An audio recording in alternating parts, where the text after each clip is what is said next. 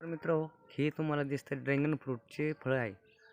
तर आता हे आहे ना आपल्याला जून महिन्यामध्ये फुलं लागले होते आणि आता हे आपल्याला जवळपास ऑगस्ट महिन्यामध्ये पक्व झालेले. हे बघा तुम्हाला दिसत असेल, आता हे लाल झालं आहे आणि तिचे शेजारी दिसताना हे जे आहे ना हे अजून कच्चं आहे. आणि हे जे फुल दिसतं ना हे पण परत काही पिकायला लागले आणि काही फुलं फुलायला लागले आणि ती परत पलीकडे दिसतं एक कच्चं आहे आणि ते जे दिसतं ना हे लाल झालेलं आहे पक्व. आता हे आजच्या दिवसासाठी आहे. उद्या जे आहे ना हे आपल्याला परत तोडून खाण्यासाठी चालतं आहे.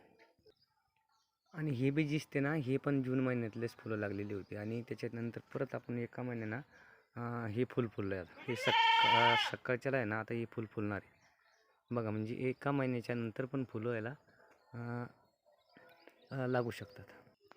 आणि तसा जर विचार केला ना तरी हे शेतकऱ्याला आता परवडण्यासारखं राहिलेलं नाही. आता याच्या बाजारामध्ये ना जवळपास याचे रेट खूपच कमी झालेले आहे आणि ही शेती करायला अवघड आहे. शेतकऱ्यांना या शेतीच्या नांदी लागू नये, कारण या शेतीमध्ये ना परवडत नाही. कारण जवळपास एका एकराला आहे ना 3 ते 4 लाख रुपयाचा खर्च असतो याचा.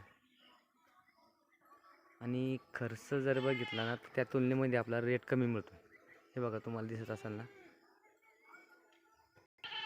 आणि इथं पण लागलेलं आहे,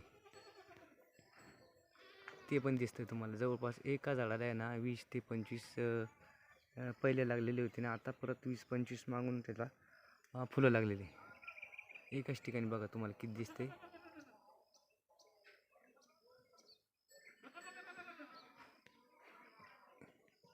हे असे जागोजागो लागलेले आहे. मग ते घरगुती खाण्यासाठी लावलेले आहे. तर मित्र, याची शेती जर करायची असेल ना तर सावधगिरीनं करायची, कारण याच्यामध्ये या शेतीमध्ये आता आहे ना इन्कम राहिलेलं नाही.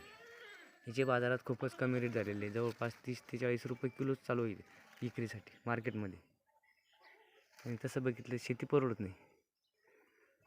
मित्र, तुम्हाला अजून काही जर या ड्रॅगनविषयी जर माहिती हवी असली ना तुम्ही मला कॉन्टॅक्ट करा किंवा कमेंटमध्ये विचारू शकता. धन्यवाद.